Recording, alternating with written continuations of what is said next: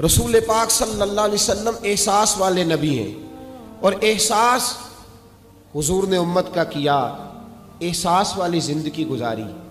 हर हर लम्हा महबूब परेशान रहे। ये थोड़ा अरसा पहले डॉक्टर हारून साहब मुसलमान हुए हैं और अभी उन्होंने ना 2-3 किताबों का अंग्रेज़ी में तर्जुमा किया है और भी कुछ किताबों पे वो काम कर रहे हैं। हॉलैंड के रहने वाले डॉक्टर साहब हैं। तवज्जो है मेरी बात पर आप अजीज़ों?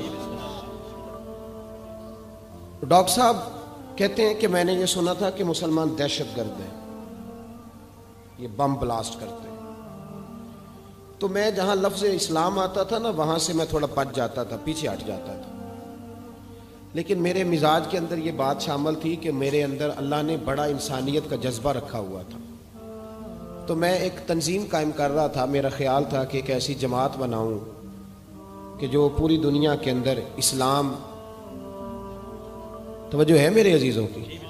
कहते मेरा ख्याल था ऐसी जमात कायम करूं कि जो पूरी दुनिया में लोगों की खिदमत करे और बग़ैर इम्तियाज़ के करे, इस्लाम वालों की भी और गैर मुस्लिमों की भी। लेकिन मुझे बड़ा धचका रहता था कि मुसलमान सख्त गिर कौम है। मैंने बहुत सारी जमातों का मंशूर और दस्तूर मंगाया और मैंने कहा मैं अपनी जमात का दस्तूर लिखूंगा तो पहले ज़रा सारा मैं मुताला कर लूँ। डॉक्टरों का टेबल होता है, उसके ऊपर ना शीशा लगा होता है, नीचे वो जो चीज़ ज़रूरी होती है वो रख लेते। कहते एक मिस्र के मौलाना साहब आए हुए थे हॉलैंड के दौरे पर, अच्छी अंग्रेज़ी जानते थे तो किसी वजह से अलील हो गए।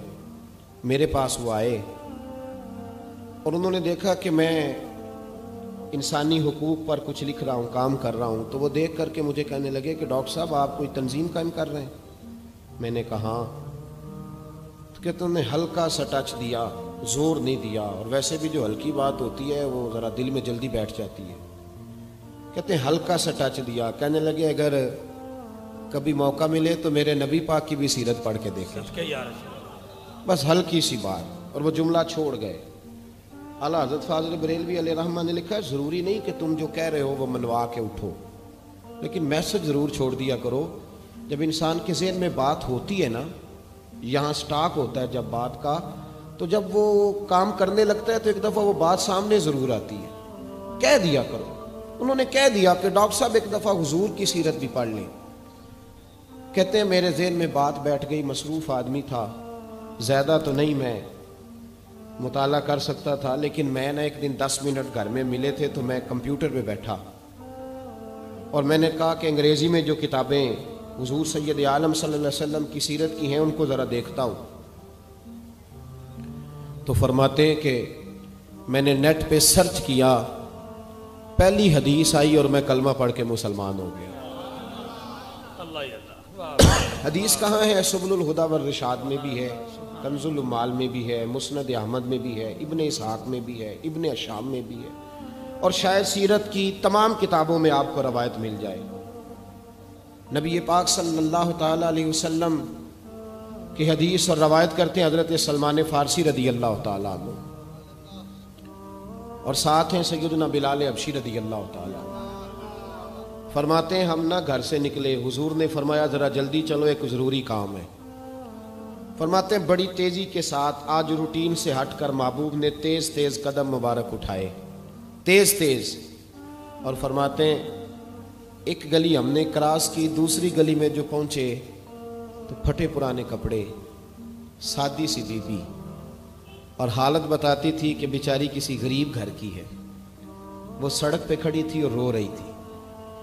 मेरे करीम रसूल ने फरमाया बिलाल इसे पूछो क्या मसला है, क्यों रोती है?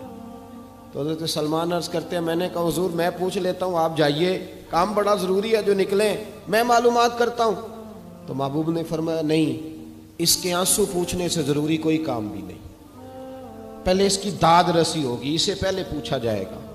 रोते नहीं रहते लोग घरों में, लोग गुजर नहीं जाते चुप करके? कितने लोग तड़पते, कौन एहसास करता है? नबी पाक सैयद आलम सल्लल्लाहु अलैहि वसल्लम रुके और उस खातून से पूछा क्या बात है? उसने कहा कि बात कोई भी नहीं, मेरा एक ही मोटा सा मसला है। कहा वो क्या? कहने लगी मैं गरीब हूं, और गरीबी बजाते खुद बहुत बड़ा गुनाह होती है। लोग बड़ा जुर्म समझते हैं इसको। बजाते खुद मैंने शुरू में कहा ना कि मजहबी स्टेज की भी सदारत गरीब आदमी नहीं कर सकता, क्योंकि गरीब जो हुआ जिद कोल दथी होनी उन्हें नेड़े बहना है ना जी, जिद कोल नहीं उन्हें तो पिछे जाके बहना एंड ते कोल केड़ा दथी है। इस स्टेज पे भी गरीब आदमी की सदारत नहीं मुमकिन हो ही नहीं सकता। मेरे रसूल पाक सैयद आलम सल्लल्लाहु ताला अलैहि वसल्लम ने फरमाया पहले इसे पूछो क्या मसला है। वो कहने लगी मैं गरीब हूं, बूढ़ी हो गई हूं, सारी जिंदगी गुलामी में गुजारी है, तेल लेने आई थी 5 दिनार का, बोतल में तेल भरवाया है और अब बूढ़ी हूं ना तो कमर दर्द करती है, पैर पीछे मोड़ा है तो मैं गिरी हूं, तेल जमीन पी गई है, अब जमीन तो वापस नहीं करती, लेकिन वापस जाऊंगी तो एक यहूदी औरत की मुलाजमा हूं, वो दुर्रे से मारेगी, खाल उधेड़ देगी, मैं बड़ी परेशान हूं, अब नहीं मार खाई जाती, हड्डियां बूढ़ी हैं, कुर्बान जाऊं। हजरत बिलाल को हुजूर ने हुक्म दिया, फरमाया दौड़ के घर जा 5 दिनार ला। फरमाते हैं 5 दिनार लाए, तेल खरीद के दिया, वो फिर रोने लगी। फरमाया आप क्यों रोती है? उसने कहा बताया ना गरीब हूं, गरीब का जुर्म कोई नहीं होता, लेकिन पीस दिया जाता है, फिर भी मार तो अब भी पड़ेगी, अब क्यों पड़ेगी? तो अर्ज करने लगी महबूबा मार इसलिए पड़ेगी कि देर से क्यों आई है। तो मेरे करीम रसूल और वो बीबी हुजूर अभी आए हैं मदीना तैयबा। इमाम यूसुफ सालिही फरमाते हैं अभी आए थे हुजूर, सुबुलुल हुदा वर रिशाद के मुसन्निफ कहते अभी आए थे नबी पाक, वो जानती भी नहीं थी। तो सैयद आलम सल्लल्लाहु ताला अलैहि वसल्लम ने फरमाया अच्छा मार पड़ेगी? कहा हाँ। ओ भाई काउंसलर जो कल आपको कह रहा था ना मैं आपका खादम हूं, काउंसलर बेगुनाह, बल्कि हमारे SHO साहब अगर चौधरी पे पर्चा आ जाए तो उसको टेलीफोन करके पूछते हैं साहब जी ਤੁਹਾਡੇ खिलाफ दरखास्त आई है, ਉਹਦਾ की करना है। तो गरीब आदमी बेचारा, उसकी गलती ये थी कि वो गरीब था तो उसने रेड़ी लगा ली चौक में, उसको दबोच के ले गए, तेन पता नहीं इतने नहीं खलोई दा। तो उसके पास कुल इन्वेस्टमेंट ही 5000 थी, सारा ले गए। फिर वो काउंसलर साहब के पास चला गया, सर मेरे नाल चले आजे जरा, मैं थाने जाना। उन्हें कहा गड्डी कराई आ, पैसे है नहीं, एवं थाने जाइदा। अब वो गाड़ी लाया है, पता नहीं कहाँ से लाया है, थाने पहुंचा है। और ये है हमारा हाल कि वो SHO भी बैठा है कुर्सी पे और काउंसलर भी कुर्सी पे बैठा और वो गरीब पैरों में बैठा है और हाथ बांध के कह रहा मेरी रेड़ी दे छो, मेरिया 4 धियां ने तो मैं शामी खाना खड़ना है। किधर गया उम्मत का वो ज़ौक़? सारी जिंदगी नाते सुनने वालों बताओ तो सही, नात ने तासीर क्या दी है रूह को? अगर अभी भी गाड़ी गरीब के पास खड़ी नहीं होती तो फिर क्या असर हुआ सारी जिंदगी नात सुनने का? मेरे मुस्तफ़ा करीम सैयद आलम सल्लल्लाहु ताला अलैहि वसल्लम ने फरमाया उस खातून से यहां काउंसलर साथ नहीं जाता, कहता कर दिया टेलीफोन, सवेरे 9 बजे पहुंच जाना। पर कायनात की सबसे मुअज़्ज़ज़ शख्सियत हजरत सैयदना बिलाल हबशी रदी अल्लाह ताला अन्हु फरमाते हैं मेरे नबी पाक ने फरमाया बीबी चल मैं तेरे साथ चलता हूं। गोया अल्लाह की सारी रहमतें उसके साथ साथ चलने लगी। और आगे आगे नहीं, सारी किताबें पढ़ लो, वो फटे पुराने कपड़ों वाली बीबी आगे आगे और अल्लाह के करीम रसूल पीछे पीछे। सारी गलियां उसने फिराई, मदीने की सहरा आ गया। एक दरवाजे पे दस्तक दी, से मालकन आई। वो बीबी बाद में कहती है मैं भी बड़ी डाढ़ी थी, ताकत ही नहीं थी मेरे सामने को खड़ा हो सके, लेकिन जब मैं बाहर निकली तो मैंने नूर के हाले में लिपटी हुई एक अजीम हस्ती को देखा। फरमाते महबूब के गोरे चिट्टे रंग के ऊपर काली जुल्फें और महबूबे पाक की मुकद्दस आंखें जब तक बात करते रहे नजरें जमीन पे झुकी रही। शर्मो हया वाले रसूल ने बड़े मीठे, बड़े धीमे, बड़े खूबसूरत लहजे में कहा। बरेली के इमाम फरमाते हैं नीची नजरों की शर्मो हया पे दुरूद। बड़े धीमे लहजे में फरमाया तेरी नौकरानी है तेरी। औरत कहती है मैं तो हुजूर के जलवों में महव हो गई कि सादगी में इतना हुस्न मैंने देखा ही नहीं, तेरी नौकरानी है। कहा तो मेरे महबूब ने फरमाया बेचारी की गलती कोई नहीं, इसे मारना ना, इससे तेल गिर गया था, नया खरीदते देर हो गई, रो रही थी तो मैं सिफारिश करने आया हूं। वो खातून कहती है किसी की नहीं मानी थी, पर महबूब के जुमलों में तासीर इतनी थी कख सवाद नहीं मिश्री अंदर, असा खंडा भी चख डिठियां, इन्हां सारियां शैवां नालों गल्लां सजन दियां मिठियां। फरमाते हैं नबी पाक सल्लल्लाहु ताला अलैहि वसल्लम ने फरमाया कुछ ना कहना।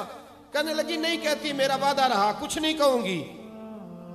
अब मेरे हबीब ने फिर नजर उठाई और उस गरीबिनी की तरफ देखा और फरमाया तू अगर कहे तो मैं जाऊं, तू अगर कहे तो मैं खुद भीख दे, खुद ही कहे मंगते का भला हो, तू अगर कहे तो मैं जाऊं। उसने खिराज पेश किया तो चंद आंसू गिराए। कहने लगी महबूबा जैसे बंदा नवाजी। हुजूर ने रुख फेरा तो हजरत बिलाल कहते मैं पीछे रह गया। मैं पीछे रह गया तो वो दोनों बीबियां दौड़ के मेरे पास आई। कहने लगी बता तो सही है कौन, ये बता तो सही कौन थे। तो हजरत बिलाल कहने लगी तुम नहीं जानते। जनाब बिलाल फरमाने लगे यही तो है जिन्हें अल्लाह ने सच्चा रसूल बना के भेजा है। बीबियां दौड़ के आई। कहने लगी महबूबा दरवाजे तक आए हो तो खाली तो ना लौटाओ, मेहरबानी फरमाओ हमें भी कलमा पढ़ा दो। डॉक्टर हारून कहते हैं वो बीबियां वहां कलमा पढ़ रही थी और मैं हदीस पढ़ के कलमा पढ़ रहा था। भाई